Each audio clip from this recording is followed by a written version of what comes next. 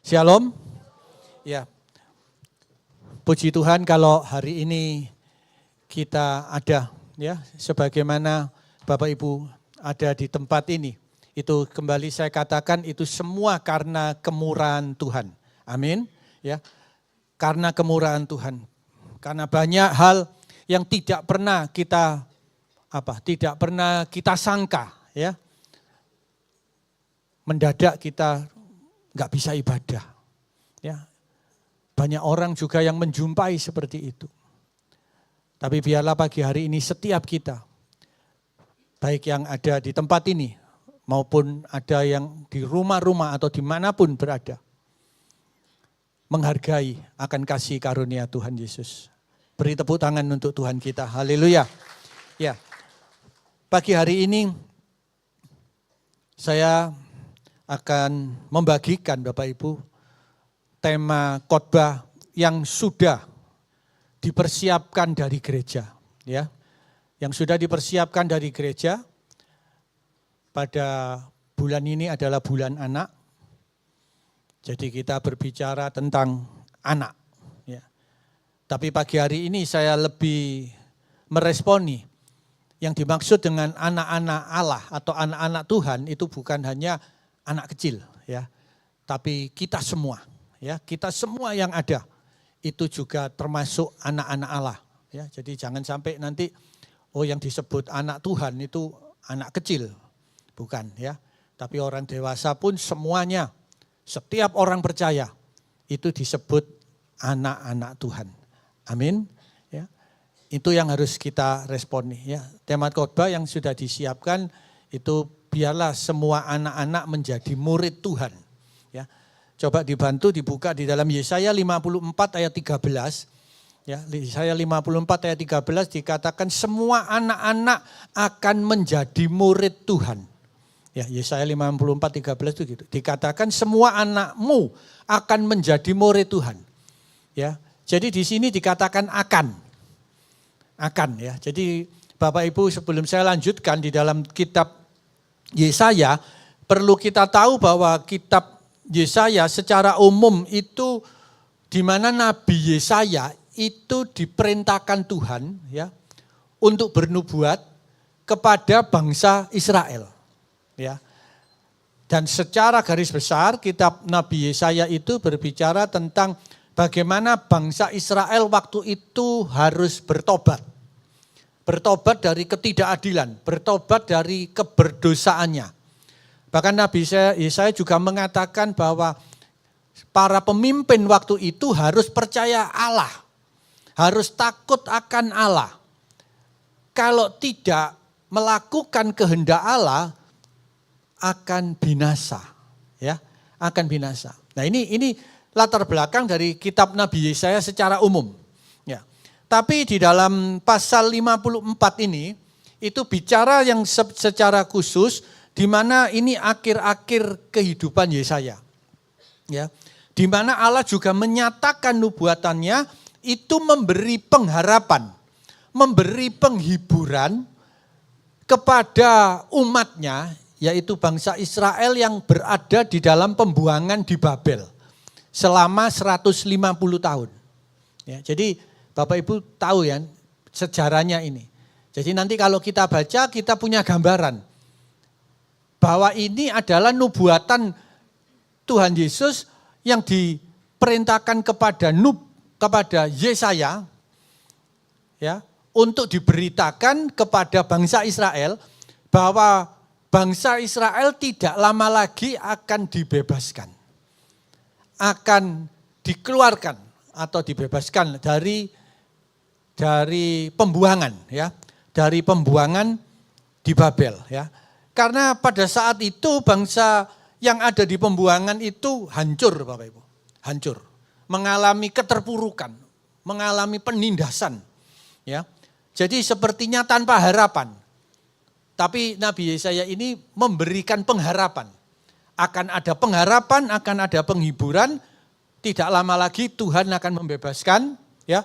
Tuhan akan membawa kita ke dalam kerajaannya, ya. yang sering dikatakan kepada Sion gitu ya. Sion itu adalah hadirat Allah, di mana tempat yang penuh dengan hadirat Allah. Ya. Nah ini yang akan diberitakan kepada bangsa Israel. Ya. Nah saya baca terlebih dahulu dari Yesaya 54 ayat 11 sampai 17. Ya. Jadi ini berita kepada orang yang dalam kondisi buruk. Ya. Oleh sebab itu ayat 11 dimulai dengan hai yang tertindas. Ya, ini bicara tentang tadi dalam pembuangan. Hai yang tertindas, yang dilanggar angin badai, yang tidak dikuburkan. Sesungguhnya aku akan lagi. Jadi ini nubuatan ya, belum terjadi waktu itu. Aku akan meletakkan alasmu dari batu hitam dan dasar-dasarmu dari batu nilam. 12, aku akan membuat kemuncak-kemuncak tembokmu dari batu delima dan pintu-pintu gerbangmu dari batu manika merah dan segenap tembok perbatasanmu dari batu permata. 13, semua anakmu akan menjadi murid Tuhan dan besarlah kesejahteraan mereka. Jadi walaupun masih akan, Bapak Ibu sudah bisa lihat bahwa penyertaan Tuhan atau janji Tuhan itu luar biasa. Amin. Ya, dikatakan semua anakmu akan menjadi murid Tuhan. Hari ini ya kita semua ini. Dan besarlah kesejahteraan mereka. Ya, terus 14, engkau akan ditegakkan di atas kebenaran. Ya, engkau akan ditegakkan di atas kebenaran, yaitu di atas firman, di atas Injil. Oleh sebab itu saya katakan kita tidak bisa lari dari firman, Bapak Ibu. Ya, tidak bisa. Ini sudah nubuatan. Ya, jadi jangan sampai ada orang yang berkata aku gak butuh firman.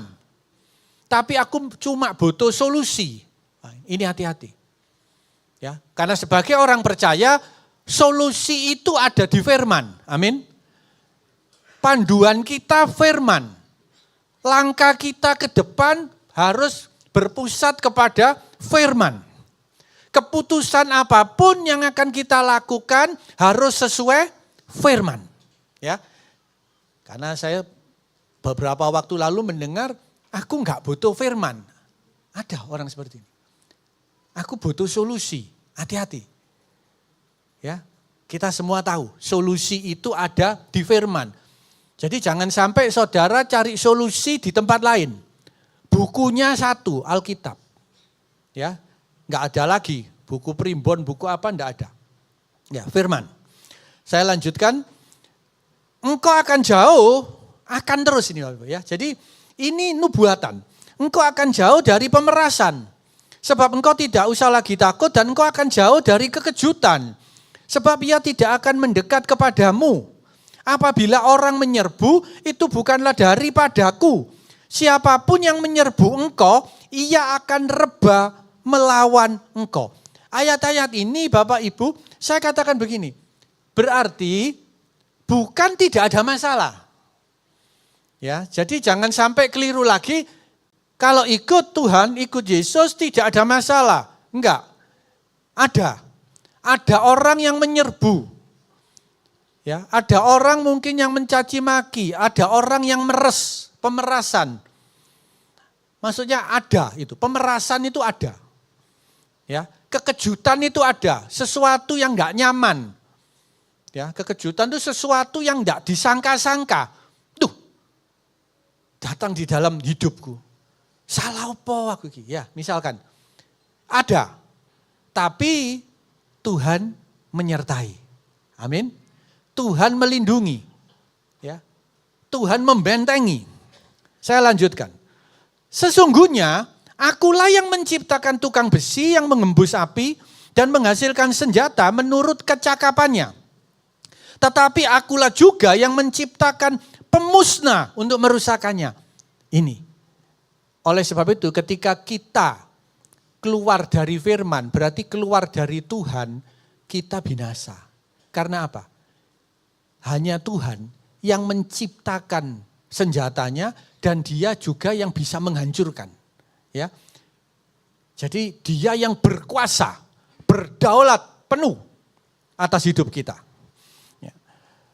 17. Setiap senjata yang ditempa, nah ini tidak berhenti sampai tadi 14-15. Senjata yang ditempa itu dipersiapkan terhadap engkau tidak akan berhasil. Dan setiap orang yang melontarkan tuduhan melawan engkau dalam pengadilan akan engkau buktikan salah. Ya. Jadi saudara, lawan saudara siapapun, apapun bentuknya, ya, saudara keluar sebagai pemenang. Beri tepuk tangan untuk Tuhan kita. Ya. Ini yang harus saudara terus responi. Bukan hanya untuk, ya sudah dibaca. Tapi ini responi. Ya, saya lanjutkan. Yang terakhir ini, 17b ya. Inilah yang menjadi bagian hamba-hamba Tuhan. Nah ini penting Bapak Ibu.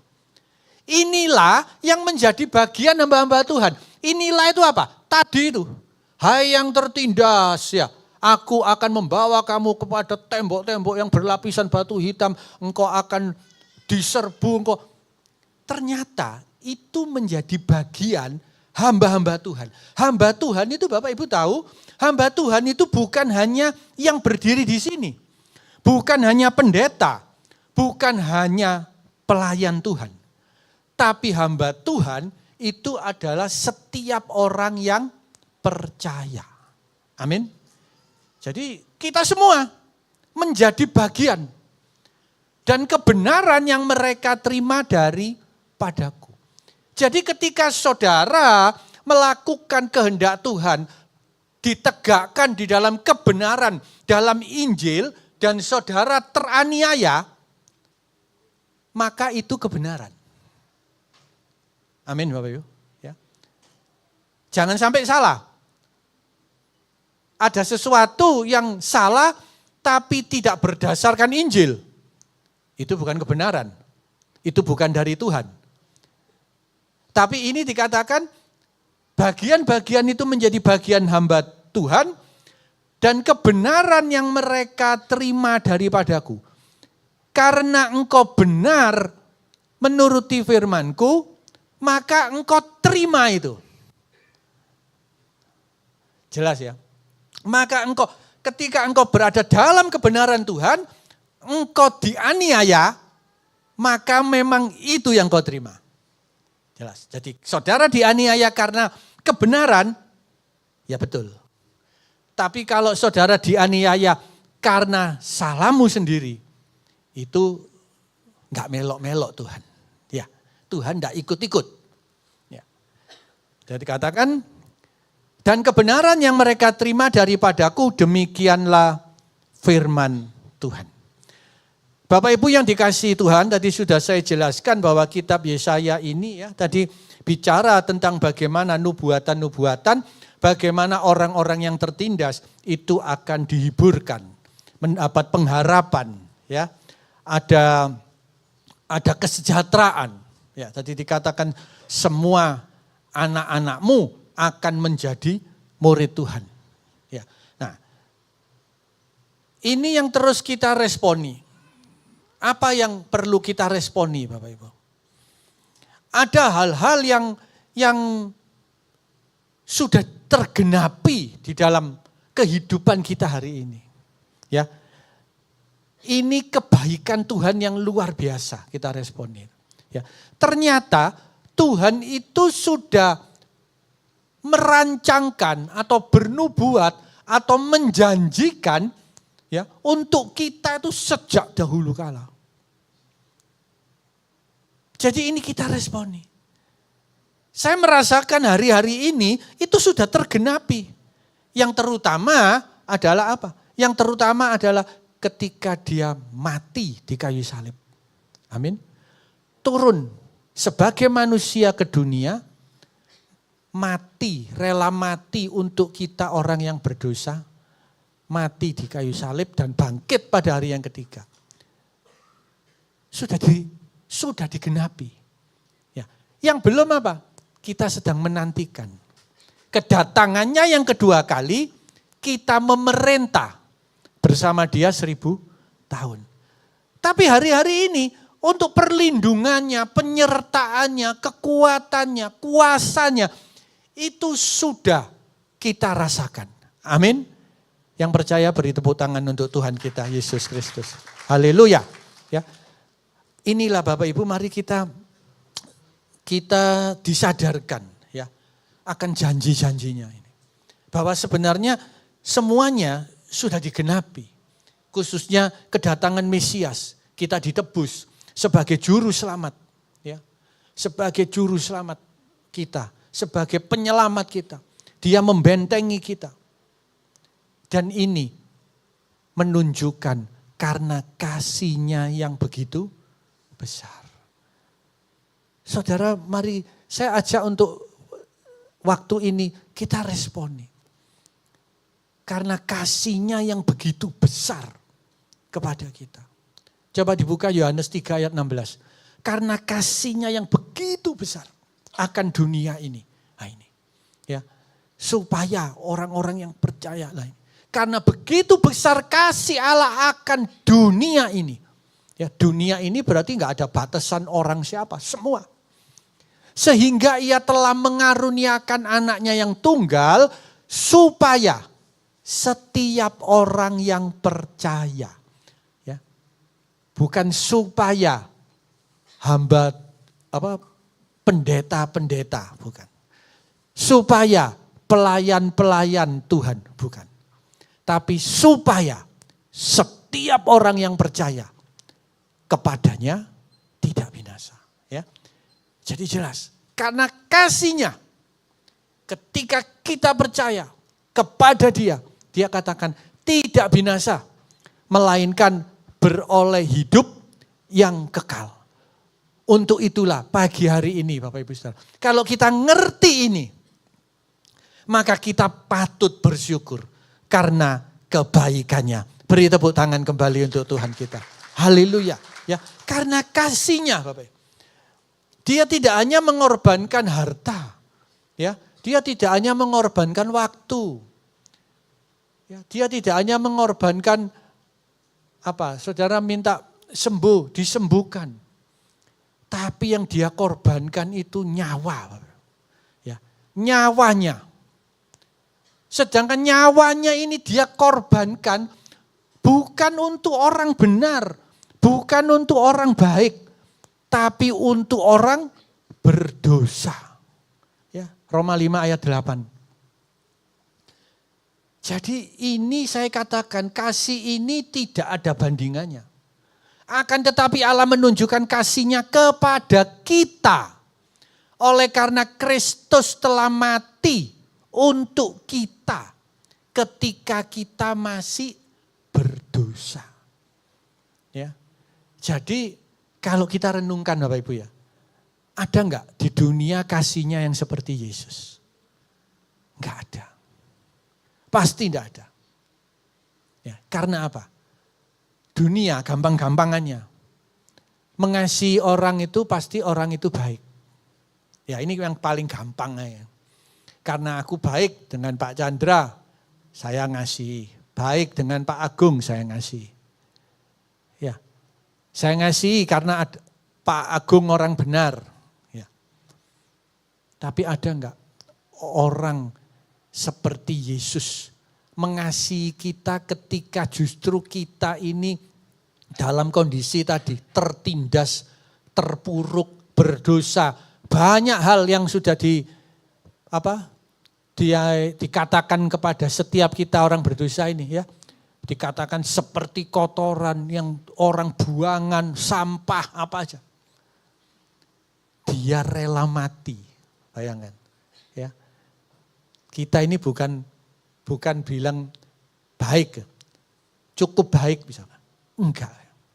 Kita ini orang bejat orang. Seperti Yesus tadi perkatakan kepada pembuangan Babel.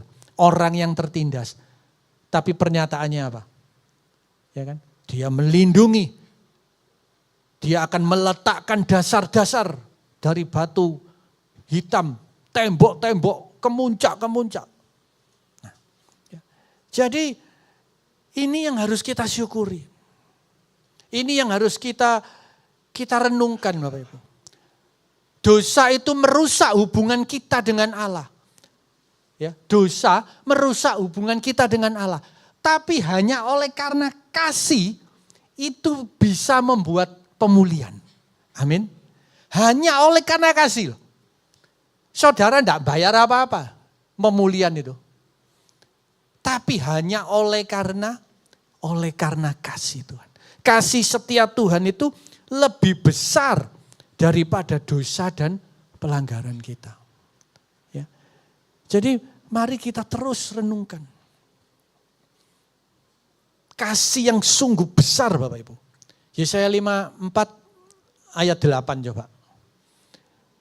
Itu di dalam murka yang meluap. Dalam murka yang meluap. Aku telah menyembunyikan wajahku terhadap engkau sesaat lamanya. Tetapi dalam kasih setia abadi, aku telah mengasihani engkau. Firman Tuhan penebusmu. Bayangkan saudara. Ya, murka yang meluap. Marah. Bukan cukup marah ya kalau murka itu. Meluap. Tapi hanya oleh satu kasta lagi. Kasih yang abadi, murka itu dapat surut. Amin.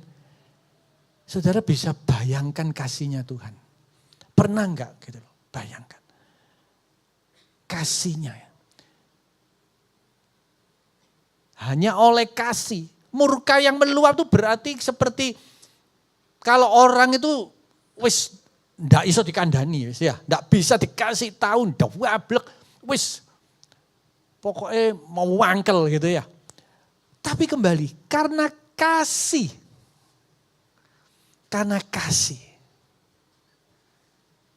murka itu surut. Dia ndak bisa memungkiri dirinya, gak iso. Aku mengasihi. Ya. Yesaya 54 ayat 7 berkata apa? Hanya sesaat lamanya aku meninggalkan kau. Tetapi karena kasih sayang yang besar, aku mengambil engkau kembali. Ya. Nggak tahan Bapak Ibu. Nggak tahan Tuhan. Karena kasih. Ya. Dan kebetulan ayat ini juga ada di batu nisan mama saya ini.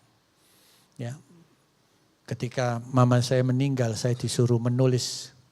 Biasanya orang kalau menulis batu nisan kan aku telah mengakhiri pertandingan yang baik gitu ya. Tapi saya tidak tahu, saya 14 tahun yang lalu saya mendapatkan ayat ini. Dan sekarang ada di batu nisan mama saya. Dan sekarang saya ngerti. Ya, karena waktu itu saya cuma berpikir, mama saya kesakitan. Tapi enggak lama dia dipanggil Tuhan. Saya cuma berpikir sesaat lama, hanya sesaat Tuhan meninggalkan. Tapi karena kasih, dia mengambil mama saya. Dan saya percaya saat ini mama saya ada di surga. Amin. Ya, beri tepuk tangan untuk Tuhan Yesus. Ya, haleluya. Jadi ini Bapak Ibu, ini kasih. Kalau saudara mengerti akan hal ini, maka saudara, respon saudara akan beda. Akan beda. Yang berikutnya saya mengatakan begini. Apa yang dapat kita balas? Ya, apa? Kasih yang begitu luar biasa, pengorbanan yang begitu luar biasa. Ya. Apa yang dapat kita balas? Kita nggak bisa balas. Karena apa? Karena natur kita manusia ini adalah orang yang berdosa. Ya. Sedangkan Tuhan naturnya suci, kudus, tidak bercela, orang benar. Kita naturnya orang berdosa. Secara logika, ini bicara logika dulu. Enggak nutut Bapak Ibu. Kita ini enggak nutut, mau balas apa pergi Tuhan. Enggak nutut. Ya. Tapi bukan dalam arti kita enggak bisa balas, bukan. Ya. Natur kita memang orang berdosa. Natur Tuhan adalah kudus. bagaimana kehidupan kita agar apa yang kita berikan kepada Tuhan itu berkenan, Bapak Ibu. Ya, saya ambil contoh begini aja, ini yang gampang. Ketika ada orang sakit, orang itu waduh sungguh-sungguh di dalam Tuhan. Betul ya? Sakit, sungguh-sungguh doanya. Tapi ketika sembuh, dia mulai enggak seperti waktu sakit. Ya. Waktu ekonomi terpuruk, waduh sungguh-sungguh doa. Tapi ketika diberkati, dia katakan apa? Sorry, aku sih repot. Lek minggu rame tokoku, misalkan. Ini contoh. Ya. Ini natur manusia berdosa. Naturnya. Bagaimana kita bisa berkenan, Bapak Ibu? Ya. Bagaimana kita bisa berkenan? Kita butuh yang namanya Roh Tuhan. Kita butuh Roh Kudus. Dan ini yang juga perlu disampaikan terus kepada anak-anak kita di bulan anak. Kita sekarang ini ditetapkan sebagai anak-anak Allah. Ya. Ketika saudara enggak ada Roh Kudus, saudara enggak pernah bisa untuk intinya apa? Untuk berkenan di hadapan Tuhan. Coba buka Yesaya 64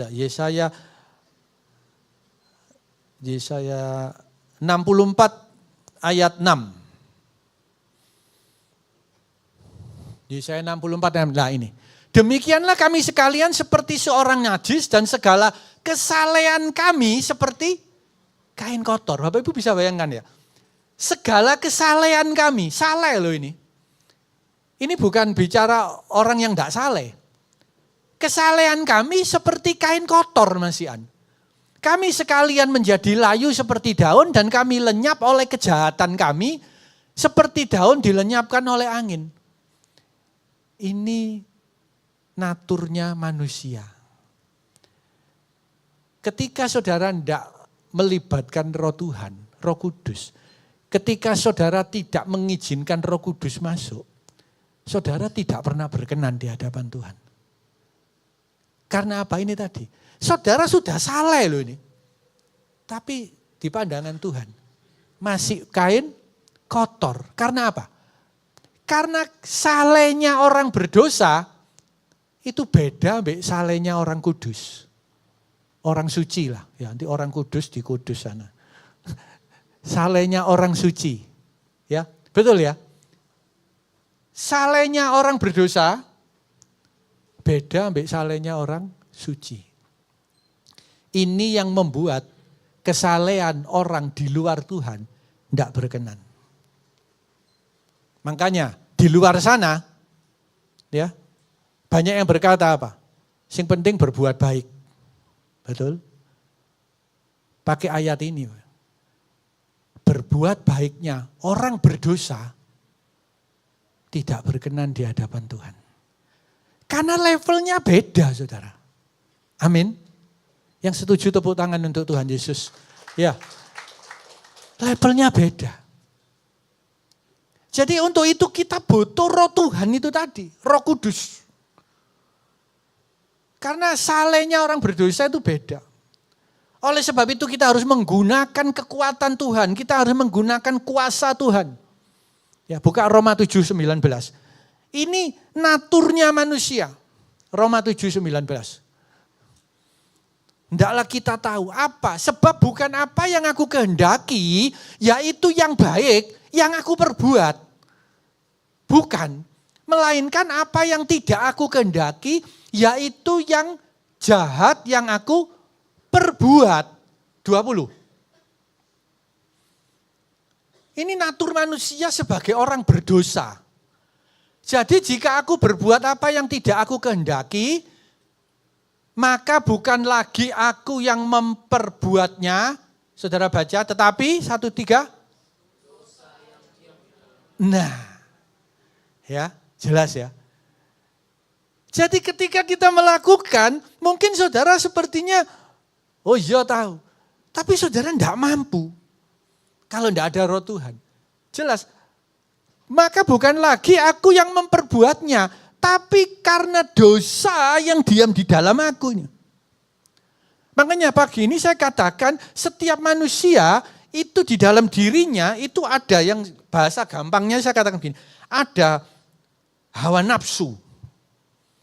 Berhubung natur kita dosa, maka hawa nafsu kita itu ya jelek-jelek pasti. Ya, jelek-jelek. Manusia itu lebih gampang menghujat daripada memuji. Ya, ini kan natur ini. Lebih gampang mengolok-olok daripada menghargai orang gitu ya. Itu lebih gampang. Lebih gampang marah daripada sabar. Betul ya? Karena apa? Iya ini. Ada dosa. Kita ini manusia berdosa. Ya. Jadi pagi hari ini kita ini butuh tadi Roh Kudus.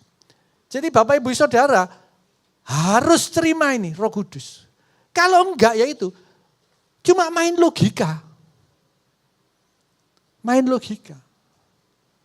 Yang penting aku berbuat baik, aku gak nyalai orang, aku gak. Loh iya. Tapi enggak iso. Nanti ada saatnya. Levelnya itu beda Bapak Ibu. Ya. Kita ini untuk menyukakan Bapa di surga. Bukan menyukakan manusia. Amin. Menyukakan manusia itu gampang. Ya. Tapi menyukakan Bapa, levelnya itu yang luar biasa.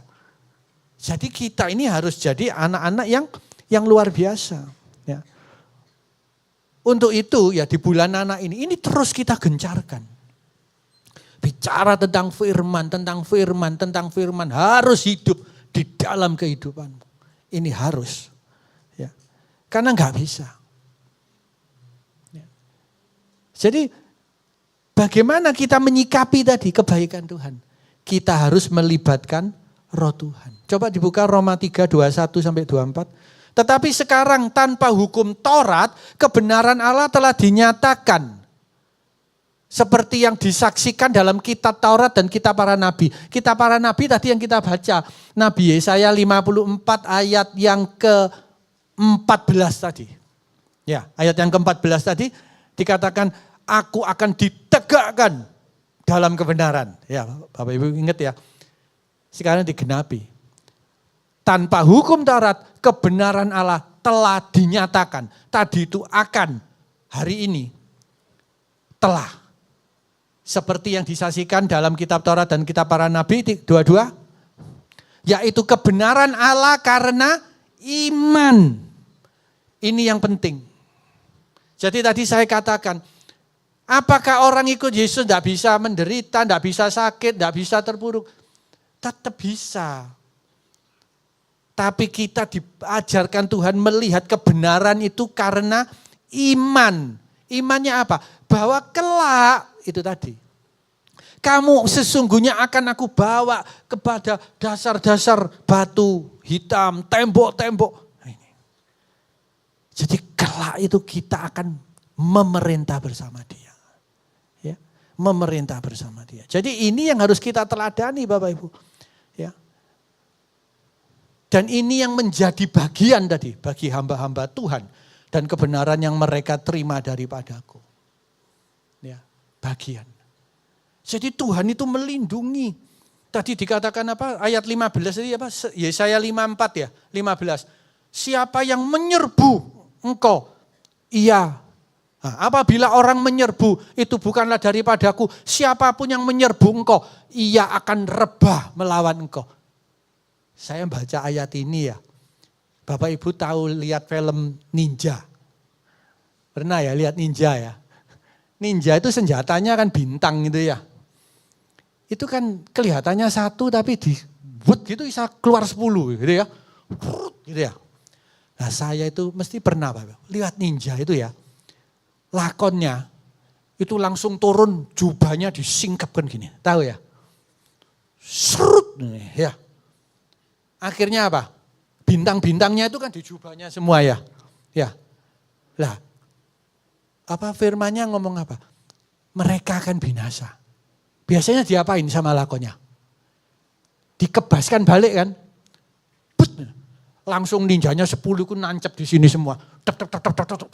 Ya, betul gak? Tuh, saya katakan bukan firman yang niru ninja. Ya, tapi ninja itu yang niru firman. Ya, ini. Jadi ada orang nyerbu, Tuhan singkap dengan sayapnya. Dan mereka binasanya gimana? Dibalik, no, seret. Nah, ya. Pernah ya lihat ninja ya? Kan gitu ya, langsung bisa 10 bisa pas di batu. Duduk. Ya. Ya. Jadi penyertaan Tuhan itu sempurna. Amin. Saya bicara ninja ini soalnya saya kelihatan ada yang tidur Bapak Ibu. Beri tepuk tangan untuk Tuhan kita. Haleluya. Ya. Kita harus menghargai kehadirannya, bukan kehadiran saya. Amin. Dia rela mati untuk kita. Kita disuruh melek tok lu gak kuat. Ya apa? Ya katanya nanti kalau sering guyon bilang pendeta kok guyonan. Repot pendeta ini. Ya, kalau nggak pernah guyon kok pendeta nggarai ngantuk. Ya, bingung saya ini ya. Repot. Kalau kurus seperti saya jari ini nggak diberkati. Padahal saya kepingin lemu. Ya, oke, kembali ya. Jadi itu Bapak Ibu. Hari ini setiap kita umat tebusan Allah di dalam Yesus Kristus itu telah diangkat menjadi tadi anak-anak Allah. Ya, maka identitas kita hari ini sudah berubah. Ya, kita anak-anak Allah. Amin. Kita memang orang berdosa, tapi yang sudah diselamatkan, sudah menerima keselamatan, sudah ditebus oleh Tuhan Yesus Kristus. Beri tepuk tangan. Haleluya. Ya, itu kita terima Bapak Ibu. Ya, kita terima. Dan sebagai anak-anak Allah, kita ini ditugaskan untuk bersedia menjadi muridnya. Sebagai ciptaan yang baru di dalam Yesus. Amin. Menjadi ciptaan yang baru itu apa? Siap dibentuk dengan meninggalkan cara hidup lama, hawa nafsu lama. Sebagai manusia berdosa ini ketika ada roh Tuhan, kita berubah. Ya, berubah paradigma kita, pikiran kita berubah. Ya. 2 Korintus 5:17 dikatakan, jadi siapa yang ada di dalam Kristus, ketika roh Tuhan dalam Kristus, ia adalah ciptaan baru yang lama berubah. Jadi saudara menjadi manusia baru itu dengan pikiran yang baru, menyikapi masalah dengan sikap yang baru. Amin. Dengan pemikiran yang baru, paradigma yang baru. Mengambil keputusan pun bukan seperti orang lama, tapi mengambil keputusan yang baru. Amin. Seperti Tuhan. Pertanyaannya hari ini, Bapak Ibu Saudara dan saya, apakah saudara sudah mengalami perubahan itu? Ketika diserempet seseorang, ya apa? Apa langsung meluap-luap marah? Atau sabar? Ya. Ini yang perlu. Menjadi pikiran yang, menjadi manusia baru. Ya, manusia baru. Ketika menghadapi masalah, pikiran baru begini, contoh Bapak. Menghadapi masalah ya, misalkan, mungkin saya pernah cerita di tempat ini. Misalkan begini, loh tokoku kok sepi. Ya. Terus bukan selalu kita menyalahkan, oh iya toko sepi, wong kok orang itu kok gak pernah beli ya. Mungkin banyak saingan apa macam-macam. Tapi pikiran yang baru selalu begini Bapak. Tuhan, apa rencanamu atas tokoku yang sepi? Ini yang perlu kita cari. Apapun Bapak Ibu. Saudara mengalami sakit. Saudara perlu tanya, Tuhan, apa rencanamu atas sakitku? Ya. Karena tidak ada rancangan yang gagal. Amin. Amin Bapak Ibu. Ya. Jadi ketika saudara sakit, saudara tidak ibadah. Terus lama-lama saudara tidak ibadah tambah hilang. Itu bukan rencana Tuhan. Makanya kita harus tanya. Jangan sampai, loh iyalah aku sakit waktu itu aku gak ibadah. Terus ya 4 bulan tidak ibadah sekarang online terus. Berarti rancangan Tuhan kan gagal itu. Wong Tuhan tuh ingin mendekatkan kita. Ya, Tuhan ingin selalu dekat. Berarti saudara tahu, apa rancanganmu Tuhan? Apa rancanganmu kalau misalkan anakku gak dapat kerjaan? Apa rancanganmu Tuhan? Ketika anakku misalkan tidak lulus ujian. Selalu fokus kembali kepada Yesus. Amin. Karena jelas dia menjanjikan tadi biarlah semua anak Tuhan itu menjadi murid dan kesejahteraannya besar. Amin. Ya. Itu tidak salah Pak. Cuma kita ini yang gak peka. Ya, kita gak peka. Oleh sebab itu Yohanes 11 ayat 4 dikatakan apa? Penyakitmu tidak membawa kematian. Tapi memuliakan nama Tuhan. Ya, tidak membawa kematian. Tapi menyatakan kemuliaan Allah. Sebab oleh penyakit itu anak Allah akan dimuliakan. Ini pernyataan Tuhan. Bapak Ibu Saudara bisa tanya. Apapun masalahmu. Apa Tuhan? Untuk apa? Ya, untuk apa? Ya. Jadi mari pagi hari ini Bapak Ibu. Menjadi murid Kristus. Hari ini kalau kita ada sebagai anak-anak Allah, itu hanya karena belas kasihan Tuhan. Ya, yang dinyatakan melalui Yesus Kristus. Oleh karena Injil, hubungan kita yang rusak dipulihkan. Ya, hanya oleh karena Injil, firman. Hubungan kita yang rusak dipulihkan. Dan demi Injil, kita dimuridkan untuk memuridkan bagi Kristus. Ya, demi Injil. Saudara sekarang mencari jiwa-jiwa baru bukan demi manusia, bukan demi saya, bukan demi Pak Gembala, bukan. Tapi demi Injil. Amin. Ya. Jadi hendaklah pagi hari ini kita mengerti akan karya Tuhan. Kasih-Nya hebat atas kita. Kasih-Nya tiada bandingannya. Kasih-Nya kasih yang agape. Ya. Oleh pengorbanannya setiap kita diangkat menjadi anak-anak Allah. Maka kita juga ahli warisnya. Ya.